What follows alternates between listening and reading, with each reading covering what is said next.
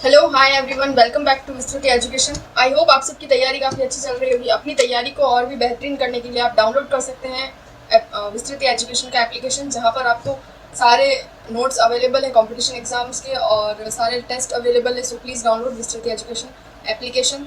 और आज की वीडियो में हम पढ़ेंगे मारवाड़ के इतिहास के बारे में। हमने मारवाड़ का इतिहास स्टार्ट कर दिया था लास्ट वीडियो में।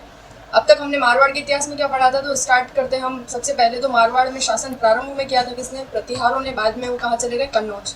फिर बाद में कौन आते हैं? राठौड़ वंश। राठौड़ों को दक्षिण भारत में क्या कहा जाता था? राष्ट्रकूट। फिर इसके बाद में हमने देखा था कि राठौड़ों को किसी ने सूर्यवंशी कहा था, तो सूर्यवंशी किसने कहा था? कर्नल जेम्स टॉड और दयालदास ने कहा था। राज रत्नाकर और भाटों में क्या कहा गया? तो हिरण्यकश्यप की संतान माना गया है। और राठौड़ वंश महाकाव्य में राठौड़ों को भगवान शिव के सिर पर स्थित चंद्रमा से मानी गई है इनकी उत्पत्ति। और एक और देखा था हमने मोहनोक नेंडसी। तो मोहनोक नेंडसी ने राठौड़ों की उत्पत्ति कहाँ से मानी है? बदायूं, कन्नौज से। फिर इसके बाद हमने देखा था कि राठौड़ आए कैसे थे यहाँ पर पश्चिम की और मारवाड़ की ओर की। पहले तो प्रतिहारों का शासन था। तो जब मोहम्मद गौरी वापस लौट रहा था अपने साथ बंदी बनाकर पृथ्वीराज चौहान तृतीय को, तब उसने जाते समय चंद्रावर के युद्ध में जयचंद गढ़वाल की हत्या कर दी थी। इस युद्ध में जयचंद गढ़वाल का पूरा वंश समाप्त हो गया था, लेकिन एक भतीजा उसका, जिसका नाम था राव सिंहा, वो बचकर पश्चिम की ओर आ जाता है और पश्चिमी क्षेत्र में सोलंकियों के साथ रहने लग जाता है। फिर उसके बाद हमने देखा था बीकानेर से 20 किलोमीटर दूर एक क्षेत्र था, कोलूमठ नाम का क्षेत्र। वहाँ पर राव सिंहा ने लाखा फुलानी को पराजित किया और उसको अपना निवास स्थान बनाया। फिर कुछ समय पश्चात वो पाली की ओर चला गया। पाली में पालीवाल ब्राह्मण जो थे वो मेयर जाति और मीणा जाति से अत्यंत परेशान थे, तो उनकी रक्षा करने का जिम्मा उठाया राव सिंहा ने और निजामुद्दीन और फिरोज शाह से युद्ध किया था, जिसको लाखा जवर का युद्ध कहा गया। और कौन से स्थान पर होता? धोला चौतारा नामक स्थान पर। फिर इसके बाद में राव सिंहा ने 1240 में पालीवाल ब्राह्मणों को होली के दिन मौत के घाट उतार दिया और इस पाली के आसपास के क्षेत्र पर राठौड़ वंश की स्थापना कर दी। कब? 1240 में। फिर राव सिंहा के बाद में राव सिंहा का पुत्र और राव सिंहा की पत्नी सोलंकी रानी थी पार्वती, और राव सिंहा का एक पुत्र था जिसका नाम था आसनाथ। आसनाथ शासक बनता है। आसनाथ के बाद धुहड़ ने एक काम किया था, जो था कर्नाटक से वो चक्रेश्वरी माता की प्रतिमा लेकर आया था और उनकी प्रतिमा स्थापित की थी नागाना बाड़मेर में। उन्हीं को वर्तमान में क्या कहा जाता है? नागनीची माता। फिर इसके बाद में शासक कौन बनता है, तो वो हम स्टार्ट करते हैं आज। अब शासक बनता है कौन? राव चूड़ा। राव चूड़ा। राव चूड़ा को मंडोर भेंट में दिया था या मंडोर दहेज में दिया था इंदा शाखा के प्रतिहारों ने। कौन सी शाखा? इंदा शाखा के प्रतिहारों ने राव चूड़ा को मंडोर दहेज में दिया। बाद में प्रतिहार सामंत के रूप में कार्य करने लगे, सामंत के रूप में रहने लगे राव चूड़ा के साथ। और सामंतवादी प्रथा के जनक किसे माना गया है? राव चूड़ा। आगे हम पढ़ेंगे राव जोधा, उसमें हम देखेंगे कि सामंतवादी प्रथा के वास्तविक जनक कौन थे। तो वास्तविक जनक राव जोधा है, यहाँ पर राव चूड़ा। यदि ऐसा जाता है कि सामंतवादी प्रथा के जनक कौन थे, तो सामंतवादी प्रथा के जनक थे राव चूड़ा। फिर इसके बाद में हमने देखा था कि इनकी एक रानी थी और रानी का नाम था चांद कंवर। और चांद कंवर ने क्या बनवाया? चांद बावड़ी बनवाई। इनकी एक और रानी थी और रानी का नाम था मुहिलानी का पुत्र था। पुत्र का नाम क्या था? कान्हा। और राव चूड़ा ने अपने इस पुत्र कान्हा को 1423 में शासक बना दिया। बाद में ये जनश्रुति फैल गई या ये जनश्रुति मानी जाती है कि कान्हा की हत्या करणी माता ने की थी।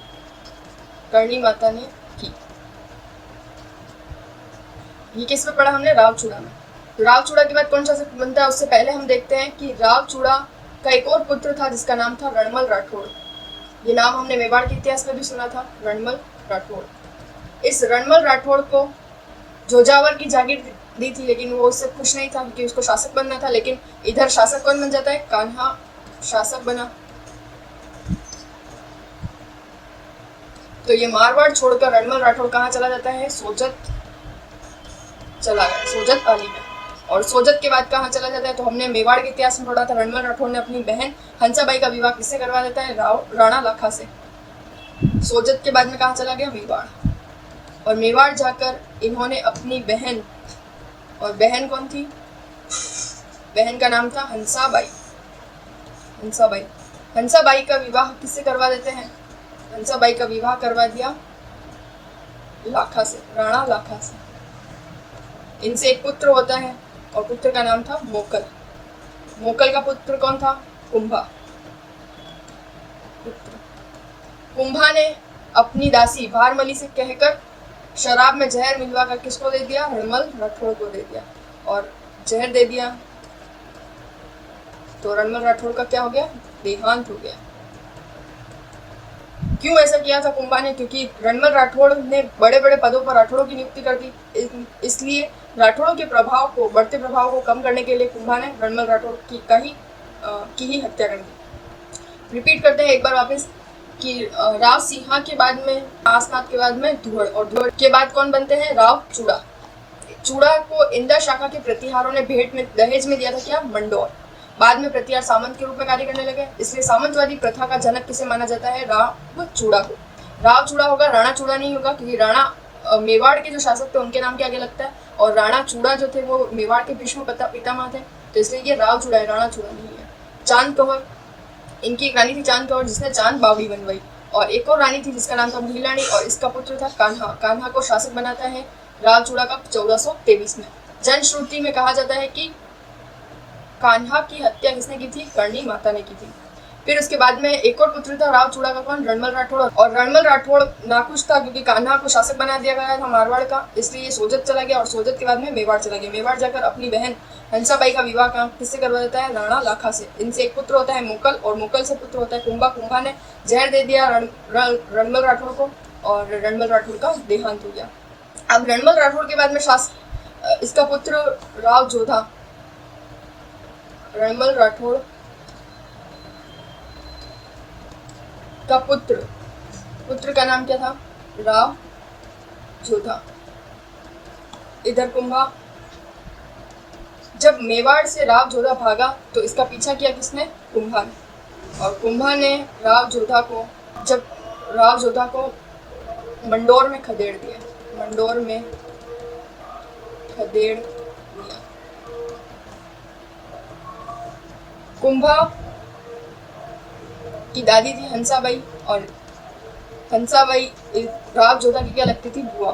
तो हंसाबाई ने कुंभा और राव जोधा के बीच में संधि करवाई, और उस संधि का नाम क्या कहा, और उस संधि को क्या कहा गया? 1457 में हुई थी आवल बावल की संधि। आवल बावल की संधि।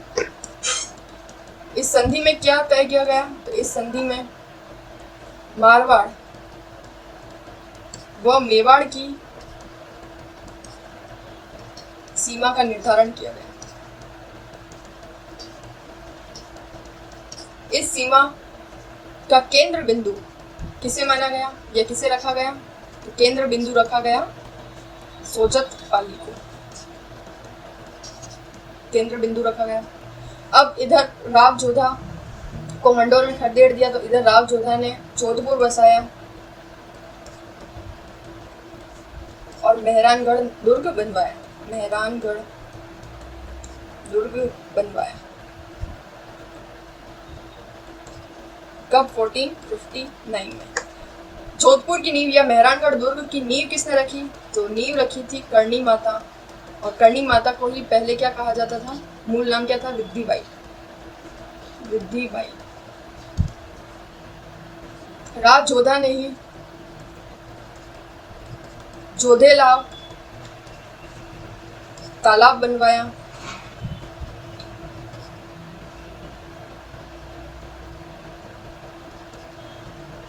इनकी एक रानी थी और रानी का नाम था जसमा दे। जसमा दे ने क्या बनवाया? इन्होंने बनवाया रानीसर तालाब, रानीसर तालाब बनवाया। राव जोधा ने अपनी पुत्री, और इनकी पुत्री का नाम था श्रृंगार देवी, श्रृंगार देवी। श्रृंगार देवी का विवाह कुंभा के पुत्र रायमल से करवाया। और श्रृंगार देवी ने ही दो सुंडी बावड़ी बनवाई। रिपीट करते हैं फिर से। रणमल राठौड़ का पुत्र, रणमल राठौड़ की हत्या कर दी थी कुंभा ने। बाद में इस राव जोधा को भी मारने के लिए कुंभा पीछे दौड़े, लेकिन ये मेवाड़ छोड़कर वहां से भाग गया राव जोधा। मंडोर में राव जोधा को कुंभा ने खदेड़ दिया। वहां पर हंसाबाई ने राव जोधा और कुंभा के बीच में आवल बावल की संधि करवा दी 1457 में। आवल बावल संधि का निर्णय क्या लिया गया, ये संधि में क्या निर्णय लिया गया, तो मेवाड़ मारवाड़ तथा मेवाड़ की सीमाओं का निर्धारण किया गया। केंद्र बिंदु किसे रखा, सोजत पाली को। जोधपुर बसाया था राव जोधा ने इधर मंडोर के बाद, मंडोर में आकर कब 1459 में। मेहरानगढ़ दुर्ग जोधपुर बसाया 1459 में कब, राव जोधा ने इधर मंडोर आकर। फिर मेहरानगढ़ दुर्ग बनवाया, नींव रखी थी करणी माता या वृद्धिबाई ने। राव जोधा ने ही जोधालाल तालाब बनवाया और रानी, इनकी एक रानी थी जिसका नाम था जसमादे ने रानीसर तालाब बनवाया। इन्होंने अपनी पुत्री श्रृंगार देवी का विवाह कुंभा के पुत्र रायमल से करवाया। बाद में श्रृंगार देवी ने दोसुंडी बावड़ी बनवाई। राव जोधा को हमने एक पढ़ा था कि सामंतवादी प्रथा का जनक किसे माना जाता है, तो उसे वो माना जाता है राव चूड़ा को। लेकिन अब हम बात करते हैं सामंतवादी प्रथा का वास्तविक जनक। तो वास्तविक जनक कौन है, वास्तविक जनक है राव जोधा। वास्तविक जनक कौन है, राव जोधा। यदि सामंतवादी प्रथा का जनक पूछे तो राव चूड़ा, लेकिन वास्तविक शब्द है तो राव जोधा होगा। फिर उसके बाद में हम देखते हैं कि राव जोधा ने मंडोर में नागणेची माता का मंदिर बनवाया। पहले भी हमने पढ़ा है नागणेची माता का मंदिर किसने बनवाया था। नागणेची माता की प्रतिमा चक्रेश्वरी माता के नाम से जाना जाता तब, और ये प्रतिमा कर्नाटक से कौन लाता है, तो दूहड़ लाता है, और इनकी स्थापना कहाँ करता है, नागाना बाड़मेर में, इसलिए इनका नाम नागणेची माता पड़ा। लेकिन बाद में राव जोधा ने मंडोर में नागणेची माता की स्थापना की। तो मंडोर जोधपुर में नागणेची माता का मंदिर किसने बनवाया, राव जोधा ने बनवाया। यदि पर्टिकुलर ऐसा आता है कि नागाना बाड़मेर में नागणेची माता या चक्रेश्वरी माता का मंदिर किसने बनवाया, तो वो उसमें आंसर होगा दूहड़। लेकिन मंडोर आता है तो जोधा, राव जोधा ने बनवाया। अब इसके बाद में हम देखेंगे कि राव जोधा के दो पुत्र थे, और एक का नाम था राव सातल, और दूसरा था राव सूजा। अब शासक कौन बनेगा राव जोधा के बाद, राव सातल। तो ये हम नेक्स्ट वीडियो में देखेंगे। आज की वीडियो में बस इतना ही। If you like this video, do like, share and subscribe our channel, and please download Vistriti education application. Thanks for watching our video.